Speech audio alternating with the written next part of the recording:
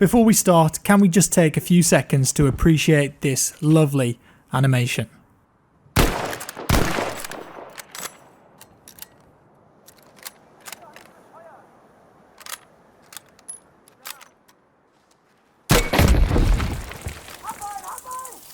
Bugger! Now that is very smooth, and the gun itself, brilliant. So, 2 weeks ago, the BF5 Tides of War reward was the Commando Carbine, and this was a bolt-action rifle for the medic class that just so happened to be suppressed.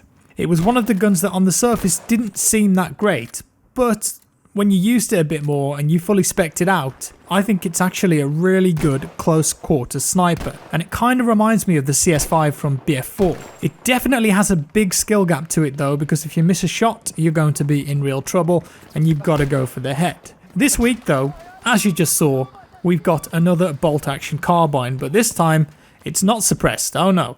In fact, quite the opposite. It's got a grenade launcher attachment on the side. Does that sound like something you'd be interested in? I certainly am, and I love this thing. So this new weapon is called the M28 TROMBONCINO.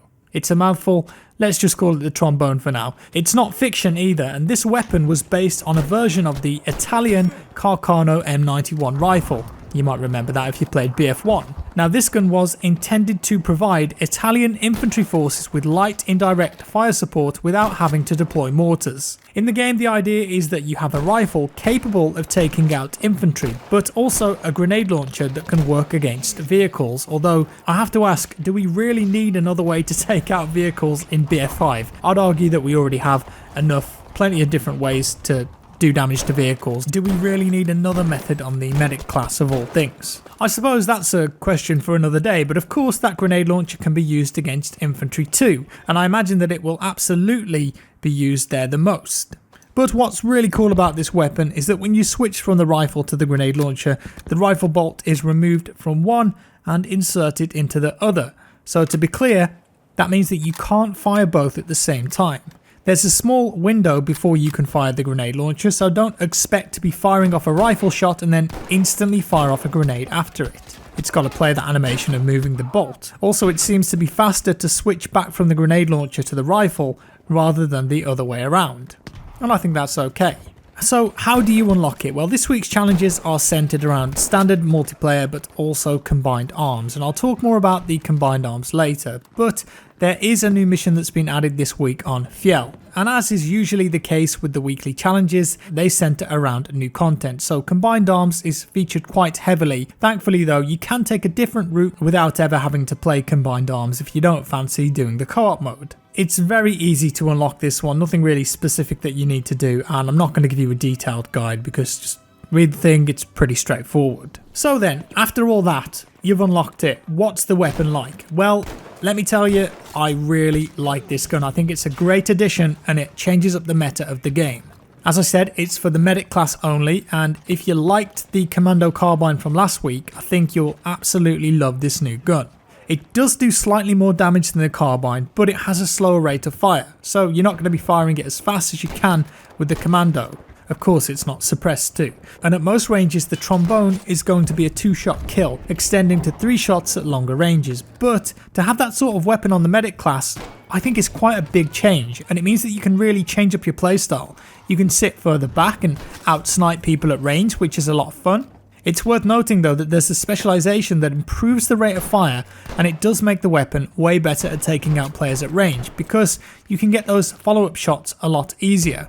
I did feel though the bullet velocity was quite low, so you've really got to lead enemies at range, but I'm fine with that because it does quite a bit of damage. So then let's talk weapon specs real quick. I opted here for left, right, right, left, but there is a new specialization on this gun that some people might go for. First of all, I go for the improved ADS speed and then improved accuracy when moving, 60% faster movement when aiming, and then finally machined bolt, which ups the rate of fire from 88 to 100. Now that doesn't sound like a lot, but it absolutely does help and you can feel the difference.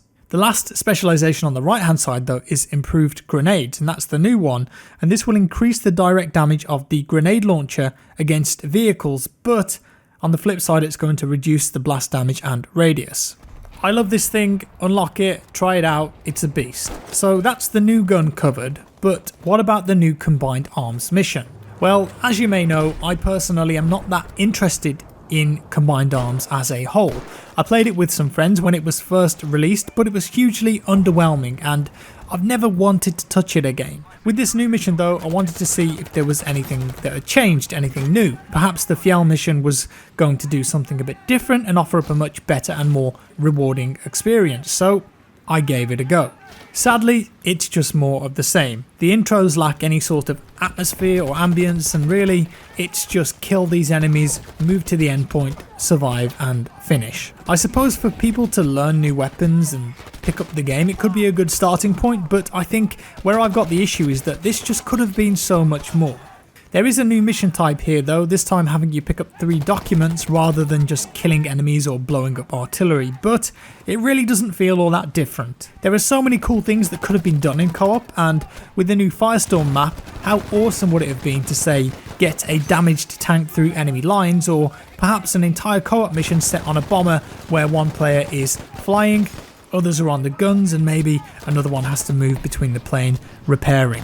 Something really dramatic. Of course, something like that would take a lot of time and development to put into place, so I know DICE can't just Thanos snap their fingers and lob it in there together as easy as that, but that sort of thing could have been an amazing feature of the game and really added a lot of value and quality. Sort of a single player story but with friends.